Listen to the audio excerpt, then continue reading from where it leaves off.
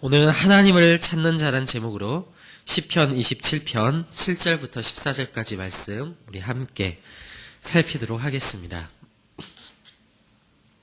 오늘 시편 27편은 다윗의 시로서 1절에서 다윗은 이렇게 고백하고 있습니다. 여호와는 나의 빛이요 나의 구원이시니 내가 누구를 두려워하리요?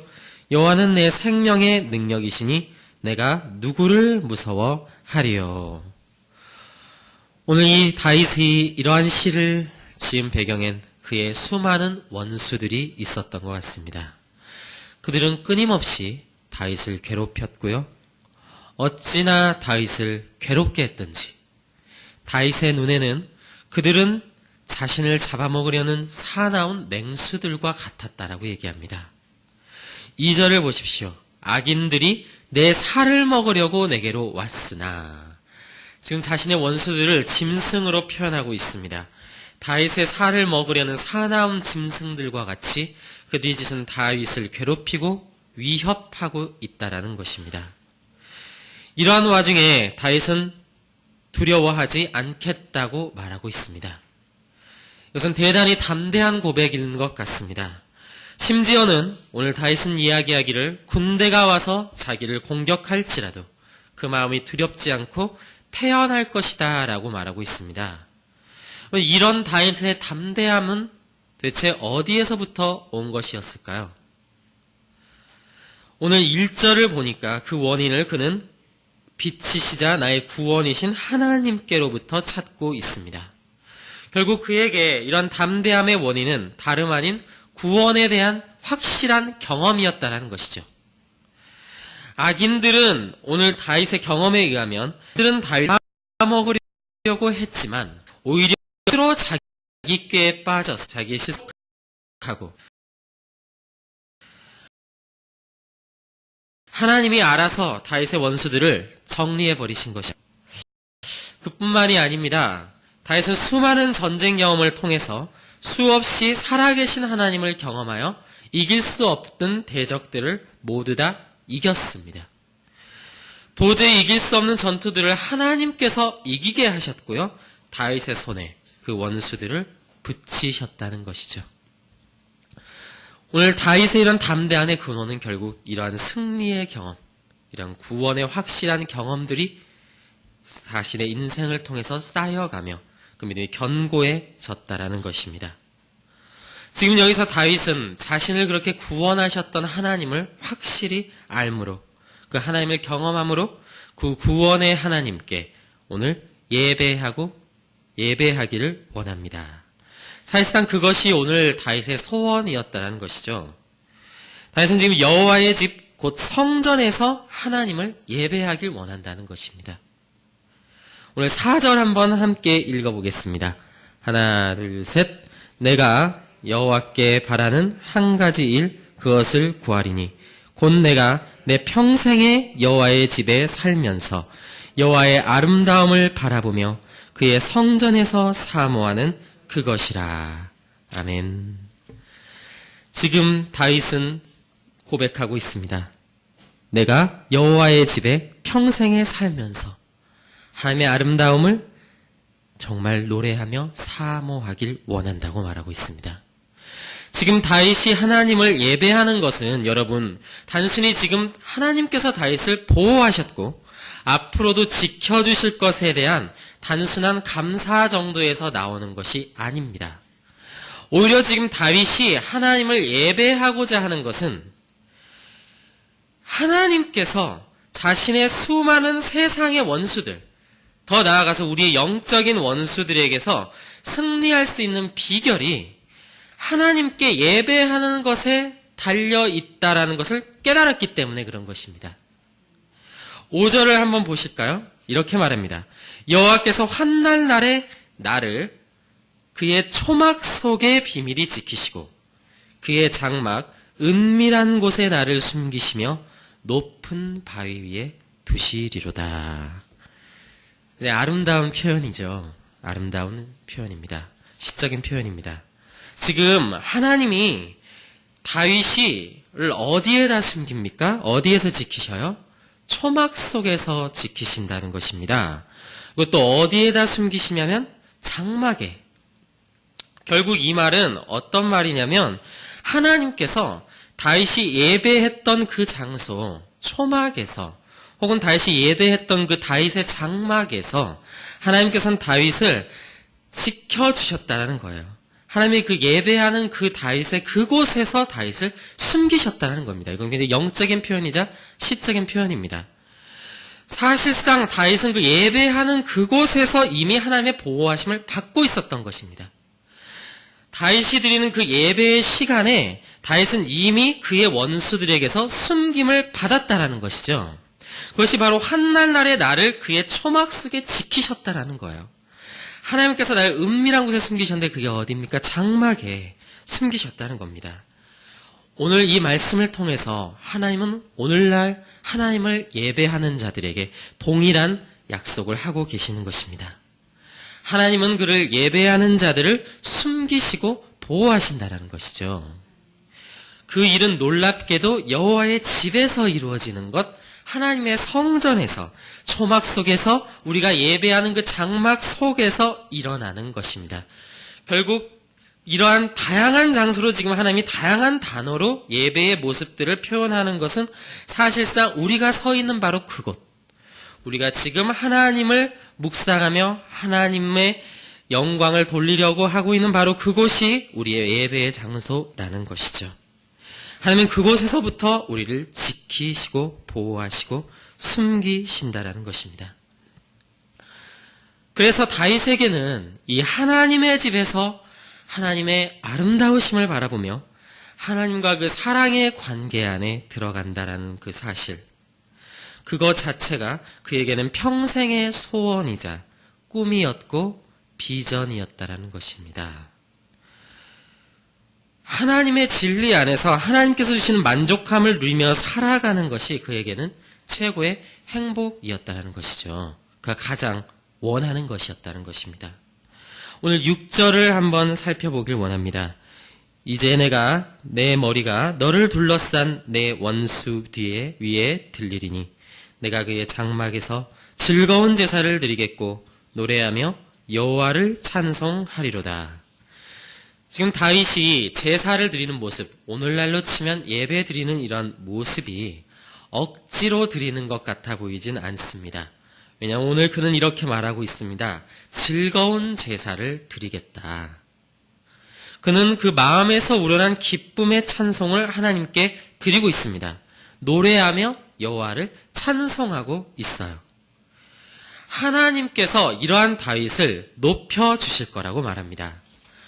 다윗은 자신의 원수들이 지금 자기를 둘러싸고 있다고 얘기하고 있어요. 둘러싸고 있는 것입니다. 지금 원수들에게 둘러싸이고 우겨쌈을 당할 정도로 다윗의 인생은 좌로 가도 원수들, 우로 가도 앞으로 가도 어딜 가나 원수들 투성이라는 거죠. 얼마나 많은 원수들이 있었으면 원수들이 지금 나를 둘러싸고 있다라고 얘기합니다. 그런데 지금 다윗은 그의 원수들에게 둘러싸이고 우겨쌈을 당하고 있음에도 불구하고 하나님을 어떻게 예배하고 있습니까? 즐거이 예배하겠다라는 것입니다. 왜냐하면 그의 머리가 그의 원수들 위에 들릴 것이다라는 것이죠. 여러분, 머리가 원수들 위에 들린다라는 것은 그가 그의 원수들이 우러러봐야 하는 자리에까지 올라간다라는 것인데 그는 삶에서 그런 것들을 경험한 바 있습니다. 사울과 다윗의 이야기들 우리는 다 알고 있습니다. 사울은 다윗을 질투했습니다. 다윗이 왕됨을 인정하지 못했습니다. 하나님께서 세우신 사람인 것을 절대 인정하고 싶지 않아 있습니다. 그래서 사울은 끊임없이 다윗을 어떻게 했습니까? 죽이려고 쫓아다녔습니다. 다윗의 젊은 날은 그런 사울에게 끊임없이 쫓김과 그 헤매는 눈물의 세월이었고요. 광야와 같은 인생이었습니다. 그런 그의 그 눈물의 골짜기를 넘어서 어느새 시간이 지나갔습니다. 사울은 죽임을 당했고요. 그의 왕국은 사울의 손에 있었던 왕국은 고스란히 다윗의 손으로 넘어오게 되었습니다. 이것이 하나님께서 하시는 일이라는 것이죠. 여러분, 우리도 세상에서 수많은 사울들에게 괴롭힘을 당합니다. 그들은 우리에게 있는 왕권을 질투해요. 하나님의 자녀인 것을 싫어합니다. 그래서 우리가 넘어지도록, 우리가 하나님을 속히 떠나서 하나님을 배반하도록 우리를 끊임없이 위협하고 유혹합니다. 그래서 세상은 우리가 하나님의 자녀로서의 자리에 있는 것을 대단히 싫어하기 때문에, 그래서 끊임없이 우리가 하나님께 집중하는 것이 아니라 끊임없이 우리의 주변과 더 나아가선 그 일을 당하고 있는 자신에게 집중하게 만든다는 것이죠. 그래서 우리 스스로에게 집중할 때, 우리가 그 주변에 있는 환경들에게 집중할 때 우리는 하나님을 찬양하지 못하게 되는 것입니다. 하나님께 감사하지 못하고 하나님께 예배드리지 못한다라는 것이죠. 사탄은 우리를 그런 식으로 공격한다는 것입니다. 이때 우리에겐 두 가지 선택지가 있습니다. 한 가지는 내 자신을 바라보며 혹은 나를 위협하고 있는 저 원수들, 사울을 바라보는 것입니다. 그들의 무서운 무기를 바라보는 것입니다. 그들의 위협적인 발톱을 바라보는 것이고 그들이 어떤 계획을 가지고 있을까를 심히 두려워하게 만든다는 것입니다. 결국 우리는 이러한 과정들을 하나씩 거치면서 사람을 바라보게 되고 더욱더 세상에 집중하게 되어버립니다. 저것을 막으려면 나는 어떠한 세상적인 방법을 사용해야 하지? 거기에 대해서 우리가 깊이 묵상하게 만든다는 것이죠. 나머지 한 가지는 오늘 이 시와 같이, 그리고 다윗의 인생 가운데서 보여줬던 것과 같이 하나님을 바라보고 하나님을 찾는 것입니다. 모든 원수를 물리치실 하나님을 바라보고 그 하나님을 예배하는 것이죠. 그분을 찾고 기도하는 것입니다. 오늘 다윗은 그 두 가지 방법 중 하나님이 주신 지혜를 가지고 하나님을 찾았습니다. 오늘 7절을 함께 읽어보겠습니다. 다 같이 읽어보겠습니다. 여호와여, 내가 소리내어 부르짖을 때에 들으시고 또한 나를 긍휼히 여기사 응답하소서. 다윗은 하나님을 찾는 사람이었습니다. 세상의 환난과 세상의 어려움이 왔을 때 그것들에 집중하기보다는 그 문제를 해결해 주실 하나님을 찾을 줄 아는 사람이었다는 것이죠. 이런 다윗과 정반대편에 있는 사람이 성경에 한 사람 나옵니다. 역대하 28장에 나오는 아하스 왕이 그런 사람인데요. 아하스 왕은 여러분 성경에서 굉장히 하나님께 안 좋은 평가를 받은 왕입니다. 왜 그랬으냐면 아하스는 우상을 섬겼고요. 인신제사를 드렸고 이방 사람들의 습관을 쫓아 수많은 하나님께서 싫어하시는 죄악들을 끊임없이 저질렀습니다. 자, 그런데 그런 하나님이 그런 아하스를 하나님이 가만히 두셨나요? 성경을 보니까 하나님은 그런 아하스를 징계하셨습니다. 어떤 방법으로 징계하셨냐면 주변에 있는 강대국 중 하나인 아람 왕국을 이용해서 이 아하스가 다스리고 있던 남유다를 공격하게 만들어요. 침략하게 만들죠.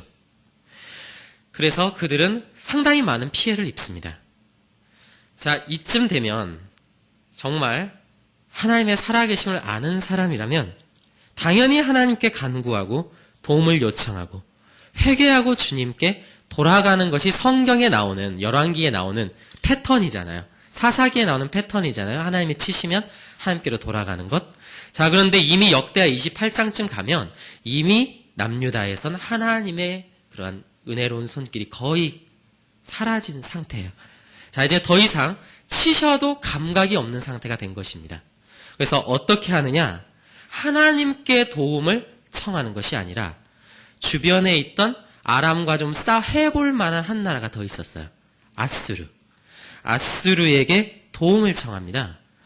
그래서 우리 나라를 좀 도와달라. 그래서 이렇게 공물을 바치고 우리를 도와달라고 요청합니다. 자, 근데 성경에는 그러한 이 아하스 왕의 이러한 외교적 노력이 어떠한 성과를 거뒀는지 이렇게 평가합니다. 아무 소용이 없었다. 성경은 그렇게 평가하고 있습니다. 왜 아무 소용이 없었죠? 그것은 하나님께서 하신 일이기 때문에 그렇죠. 여러분, 정말 하나님의 살아계심을 아는 사람이라면 당연히 하나님께 간구하고 도움을 요청하고 주님께 돌아가는 것이 주된 패턴입니다. 옛날에 어떤 집사님과 이 말씀을 가지고 묵상을 했는데 그 집사님이 이런 얘기를 하시더라고요. 참 이 아하스 왕은 어리석은 것 같다. 어떻게 하나님께서 치셨는데 어떻게 더 하나님에서 점점 더 멀어지는지 모르겠다는 얘기를 하셨습니다. 자, 그런데 그래요. 우리가 객관적인 그냥 우리 제3자의 시선으로 아하스 왕을 바라봤을 때 왜 아하스 왕이 우리는 하나님께 돌아가지 않았을까 대단히 궁금해합니다. 지금까지 역사를 보면 계속 하나님께 돌아왔을 때 하나님께서 다시 회복시켜 주셨는데 아하스 왕도 그걸 분명히 알 텐데 왜 아하스 왕은 돌아가지 않고 성경을 보면 더 우상을 섬기고 더 이러한 죄악을 행했는지 도저히 이해가 가지 않는다라고 우리는 생각할 수 있어요. 자, 그런데 오늘 이 아하스 왕의 그 마음이 어떤 마음이었는지가 23절에서 이렇게 말합니다.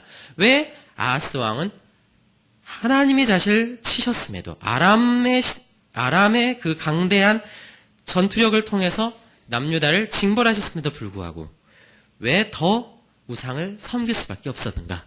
거기에 대해서 하나님은 이렇게 평가하고 있습니다. 아하스 왕이 아람의 신들에게 제사를 지내면서 이렇게 얘기했다고 23절을 말하고 있어요. 아람 왕들의 신들이 그들을 도왔으니 너도 그 신에게 제사하여 나를 돕게 하리라. 자, 이게 무슨 말이냐면요. 이런 거예요. 아하스 왕이 생각을 한 거예요. 왜 우리가 이렇게 망했을까? 생각해보면 결과 그가 내린 결론은 이것이었습니다. 아람이 섬기는 신들이 우리가 섬기는 우상보다 더 세니까 내가 그 아람 사람들보다 더 열심히 그 우상들에게 제사를 드려서 그 신이 나를 돕게 해야겠다. 이러한 계산을 가지고 더 우상을 섬겼다라고 얘기하고 있습니다. 자, 근데 이게 왜 이상한 얘기인가 아니냐면 사실상 우리 인생 가운데 이런 일이 동일하게 오늘도 펼쳐지고 있다는 거예요. 어떤 사람들은 말합니다. 이 세상이 살기 쉽습니까? 어렵습니까? 점점 더 쉽지 않죠. 점점 더 어렵고 힘듭니다. 경쟁이 너무나도 치열하고요. 조금만 머뭇거려도 뒤처질 수밖에 없어요. 그래서 이런 세상을 살아가면서 어떤 사람들은 이렇게 말해요. 이렇게 하루하루 먹고 살기도 힘든데 하나님 찾을 시간 어딨냐. 돈이 밥이 나오냐 쌀이 나오냐.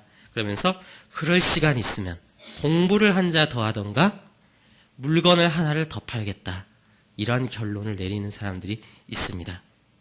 그래서 이렇게 세상으로 가득 차 있으면 눈이 가득 차 있으면 어떻게 됩니까? 세상이 풍파가 거세게 불면 불수록 거센 시련이 다가오면 다가올수록 더 어떻게 해요? 더 세상에 집중하는 거야.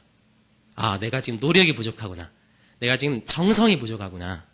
그래서 더 좋은 무기를 찾고 더 좋은 전략을 찾고 더 뛰어난 우상을 찾고 나를 도와줄 세상의 세력이 어떤 게 있나. 아수르를 찾아가고 이집트를 찾아간다는 거죠. 그럼 그게 오늘날 우리의 모습일 수 있어요. 여러분, 만약에 정말 하나님께서 세상의 주인이시고 나의 구원자이심을 믿는 사람의 사고는 어떻습니까? 그들에게도 똑같은 세상의 위협은 찾아와요. 그렇죠? 우리라고 해서 경쟁사회에 살고 있지 않는 사람은 없습니다. 우리도 똑같이 세상의 위협이 있고요. 경쟁해서 더 노력하고 전략적으로 움직이지 않으면 잡아먹히는 이 세상을 살고 있습니다. 마치 원수와 같이 막 우리를 덮쳐요.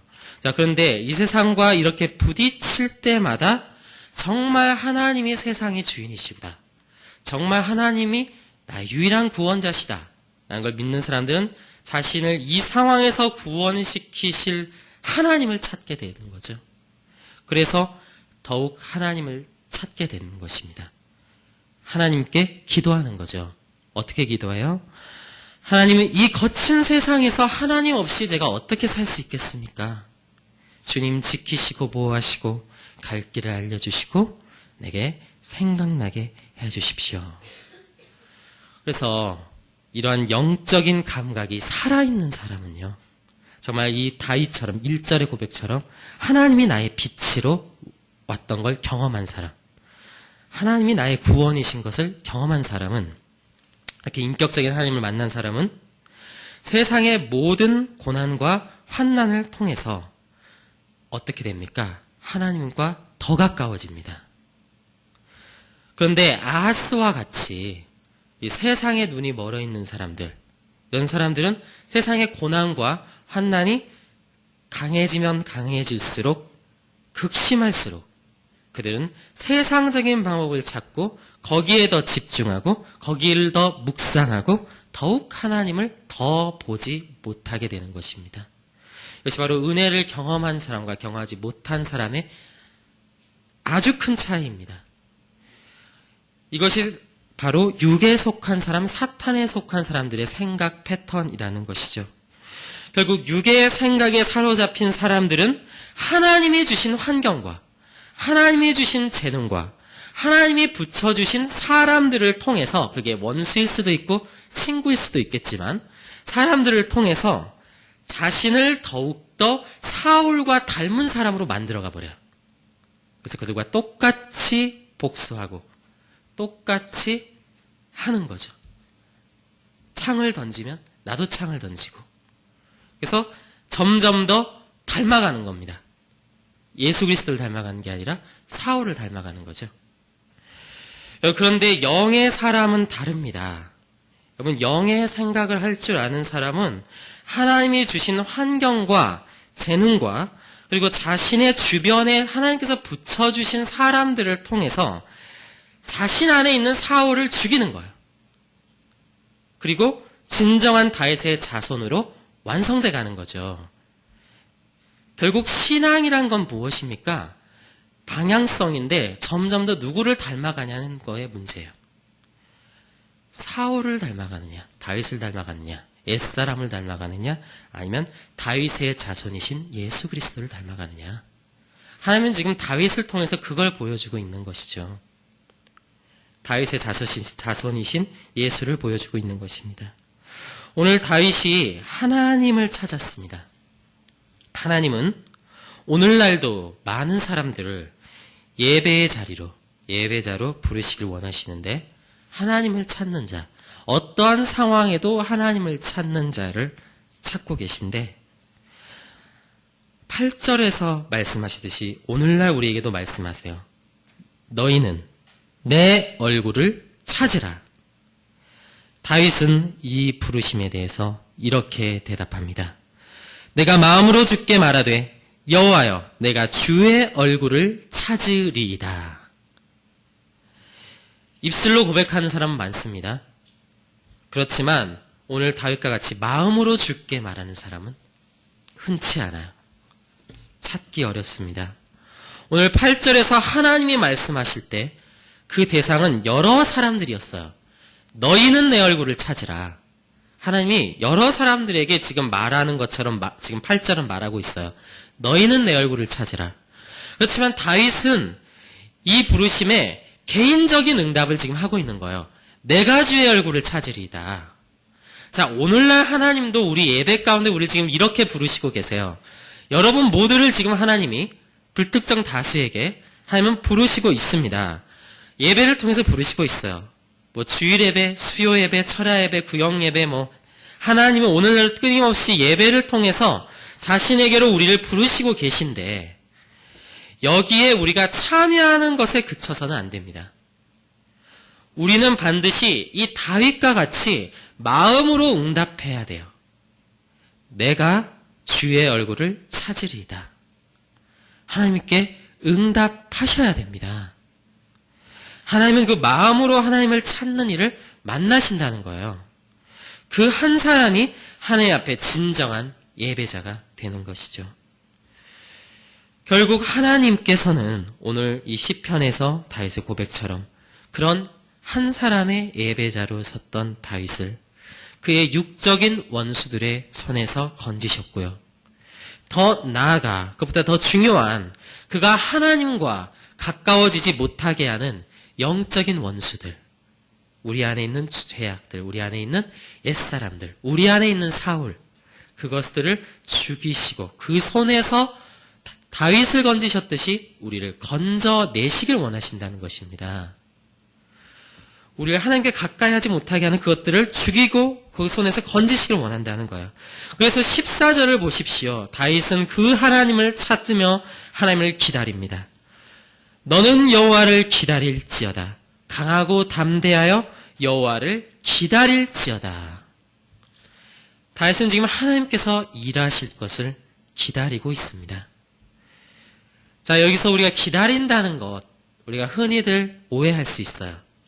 기다리는 게 뭔가 좀 이제 수동적인 것처럼, 수동적인 기다림을 말하는 것처럼 생각할 수 있는데, 오늘 본문을 볼 때, 그리고 성경 전체를 볼 때, 하나님이 말하는 하나님을 기다린다는 것은 그냥 하나님께서 언젠가 은혜 주시겠지 뭐, 하나님께 언젠가는 내 인생을 뭐 바꿔주시겠지 하면서 이렇게 그냥 세월을 흘려보내는 이러한 수동적인 기다림을 말하는 것은 결코 아닙니다. 성경에서 기다린다고 할 때 이 기다리는 것 자를 성경은 굉장히 적극적인 사람으로 묘사하고 있어요. 신약 성경을 보면 세례 요한이 예수님이 오심을 기다리는 자였습니다. 자, 그런데 세례 요한은 어떻게 기다렸습니까? 적극적으로 주님이 오실 길을 예비하며 기다리는데 어떻게 예비했죠?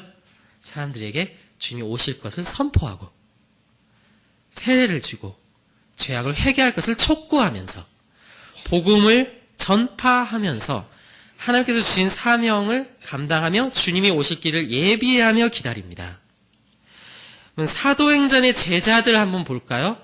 예수님께서 다시 오실 것을 기다리라고 그랬어요. 사도행전 제자들에게. 자, 그들은 분명히 재림한 예수를 기다리는 자들이었습니다. 자, 근데 그들이 예수님 그럼 언젠가 오시겠지 뭐 하고 이렇게 그냥 앉아서 이렇게 그냥 수동적인 자세로 기다렸느냐? 그렇지 않았습니다. 그들은 적극적으로 복음을 전도하면서 예수님이 재림하실 그 길을 예비했다라는 거죠. 오늘 다윗 또한 마찬가지로 자기가 지금 하나님의 때를 기다리겠다라고 말하고 있습니다. 자, 그는 단순히 하나님께서 알아서 하시겠지 뭐 하면서 수동적인 자세를 취하는 것이 아니라 그가 지금 오늘 고백하는 건 뭡니까? 내가 적극적으로 하나님을 찾겠다. 기도하겠다. 내가 하나님의 집에서 예배하겠다. 내가 하나님께 일하실 것을 요청하겠다. 하나님의 말씀을 내가 진짜 배우길 원한다. 주의 도를 내게 가르치소서 하며 이런 식으로 기다리고 있는 거예요. 자, 이런 예를 들어보면 좀 쉬울 것 같습니다. 자, 얼핏 들으니까 결혼을 하기 전에 신부들이 화장과 이 머리 손질을 하려면 적게는 3시간부터 많게는 5시간까지도 이렇게 걸린다고 하는 이런 대작업을 한다고 합니다. 그런 것 같아요. 진짜 이 결혼식을 기다리는 신부라면 정말 신랑을 기다리는 신부는 아름답게 화장을 하고 머리를 하고 가장 아름다운 예복을 골라놓고 정성을 다해서 준비하고 기다리는 것입니다. 성경이 말하는 신랑이신 예수님을 기다린다는 게 이런 것인 것 같습니다. 다윗은 지금 이러한 자세로 하나님께서 일하실 것을 강하고 담대한 믿음을 가지며 기다리고 있는 거죠. 하나님이 우리의 삶 가운데 영적이고 육적인 원수들을 물리치실 때 다윗은 그 하나님을 적극적으로 찾음으로써 물리치고 있습니다. 우리가 11절과 같은 말씀 한번 읽어보겠습니다. 11절 한번 읽어볼까요? 11절 같이 한번 읽어보겠습니다. 하나, 둘, 셋. 여호와여 주의 도를 가르치시고 내 원수를 생각하셔서 평탄한 길로 나를 인도하소서. 우리가 이 11절과 같은 말씀을 자꾸 오해하곤 합니다. 주의 도를 내게 가르치시고. 첫 번째 오해는 말씀에 대한 오해입니다. 물론 하나님의 말씀은 하나님께서 깨닫게 해주셔야만 알 수 있습니다. 성령님께서 깨닫게 해주셔야 돼요. 그렇지만 그것은 내가 아무런 노력을 할 필요가 없다라는 뜻은 절대로 아닙니다, 여러분. 오늘 다윗은 하나님의 말씀을 깨닫기 위해서 하나님의 말씀이 깨달음이 오는 것을 기다리는데, 그 깨달음이 오는 것을 어떻게 기다리냐면 평생의 여호와의 집에 내가 살면서 기다리겠다. 그게 내 소원이다. 끊임없이 하나님께 예배드리면서 라고 말합니다. 소리내어 부르짖겠다라고 말합니다.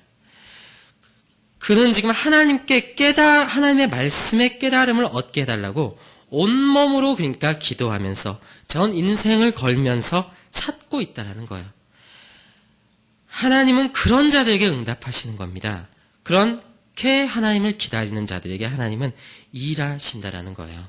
그러니까 우리가 말씀을 하나도 보지도 않으면서, 내가 이 말씀을 배우려는 아무런 노력도 하지 않으면서 하나님 내게 주의 도를 가르치십시오, 이것은 절대로 성경이 말하는 참된 기도일 수 없다라는 것입니다. 두 번째로 우리가 세상을 살아가는 부분입니다. 하나님은 우리의 원수들을 어떻게 물리치시죠? 하나님은 우리의 길을 어떻게 인도하십니까? 우리 저번에도 제가 비슷한 얘기를 한번 한 적이 있지만, 어떤 사람들은 내가 아무 생각 없이 사는 게, 인생에 대한, 미래에 대한 아무런 계획 없이 사는 것이 신앙이 좋은 거라고 생각해요. 그래서 어떻게 합니까? 기도해서 하나님께서 뭔가 음성 들려주실 때까지 나는 절대로 움직이지 않을 거야. 이게 좋은 신앙이라고 생각해요. 근데 오늘 하나님의 뜻을 기다린다는 게 뭔지를 우리가 오늘 확실하게 오늘 알고 있습니다. 그렇죠? 하나님께서 우리의 길을 어떻게 인도하십니까? 우리가 하나님께 순종하며 나아갈 때, 하나님의 말씀을 가지고 그 가운데 우리가 영적인 생각을 할 때, 어떻게 하는 게 하나님께 합당한 것일까를 끊임없이 생각할 때, 이게 맞을까 저게 맞을까를 생각할 때 하나님은 그 생각을 통해서 하나님은 말씀하신다라는 거예요. 그게 하나님의 주권입니다. 그냥 아무 생각 없이 하나님 말씀해 주세요. 하나님 뜻을 기다립니다. 저는 어리석은 자니까 주님 저에게 말씀해 주십시오. 여러분, 이것은 절대 참된 신앙이 아닙니다. 하나님께서 이미 저희들에게 그런 것들 말씀하셨어요. 잠언에서 말씀하시길 옳은 말은 은쟁반 위에 금사과라고 했습니다. 여기 이게 무슨 말이냐면요, 은쟁반 위에 금사과가 올려있으면 이게 어울리잖아요. 마찬가지로 뭔지 때에 맞는 말이 있어요. 때에 맞는 행동이 있습니다. 때에 맞는 것이 있어요. 그럼 그것을 생각하고 자기가 행할 줄 알아야 됩니다. 그럼 골리앗이 왔을 때 우리는 어떻게 해야 됩니까? 돌을 던져야죠. 맞습니까? 네, 다윗처럼 돌을 던져야 됩니다. 사울이 창을 던지면 어떻게 해야 됩니까? 피해야 됩니다. 그럼 사랑할 자를 사랑해야 됩니다. 미워할 자를 어떻게 해야 되죠? 미워해야죠. 사귀어야 할 사람을 사귀하고 피해야 할 사람을 피해야 됩니다. 그러면 이러한 지혜를 우리가 어떻게 하면 얻을 수 있어요? 그것은 우리가 하나님의 말씀이 아니면 얻을 수 없습니다. 하나님은 우리에게 가르쳐지지 않으면 우리가 그러한 지혜를 얻을 수 없어요. 물론 그렇지만 거기에는 내가 그 말씀을 생각하는 내가 있어야 된다는 것입니다. 그 말씀을 가지고 내 삶 가운데 어떻게 해야 될까를 고민하는 내가 있어야 된다는 거예요. 결국 다윗의 고백처럼 우리는 그 하나님의 예배함 속에서, 하나님의 그 장막 속에서 우리는 스스로 지키고 숨을 곳을 찾으며 하나님께서 우리에게 주신 지혜로 원수를 물리칠 길과 하나님께 영광 돌릴 수 있는 길을 적극적으로 찾고 기다려야 된다는 것입니다. 결론을 내리겠습니다. 그러면 세상은 어떻습니까? 세상은 정말 미끄럽고요. 이사야서에 가면 세상이 참으로 미끄러운 길이라고 얘기합니다. 너무 미끄러워서 아무도 그 길을 온전히 서서 갈 수 있는 자가 없다. 너무 미끄럽기 때문에. 자, 그러면 그 길을 온전하게 걸어가려면, 자, 양이 사망의 골짜기를 잘 걸어가서 푸른 초장에 도달하려면 어떻게 해야 됩니까? 목자이신 하나님이 우리를 인도하셔야 됩니다.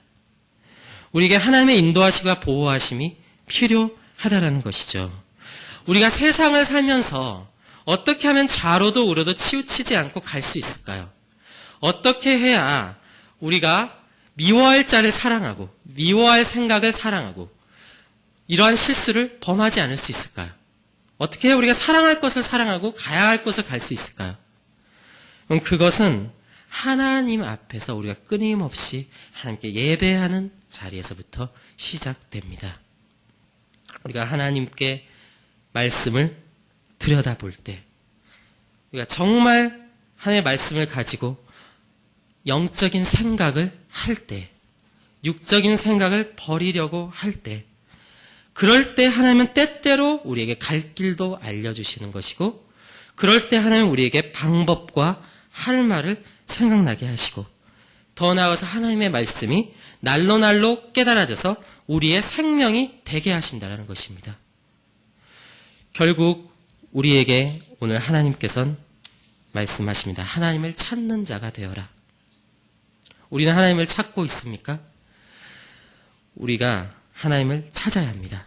하나님은 지금도 한 사람의 예배자를 찾고 있는데 우리가 이 공예배를 통해서 하나님을 찾아야 할 것이고 더 나아가선 그 진리를 가지고 세상에서 하나님을 예배하는 자리에 가야 합니다. 그렇기 때문에 우리는 오늘 이 자리에 나온 것이고요. 그래서 우리는 세상에서 이제 담대하게 살아갈 수 있는 것입니다. 그렇다면 오늘 가운데 제가 기도하고 마치길 원합니다.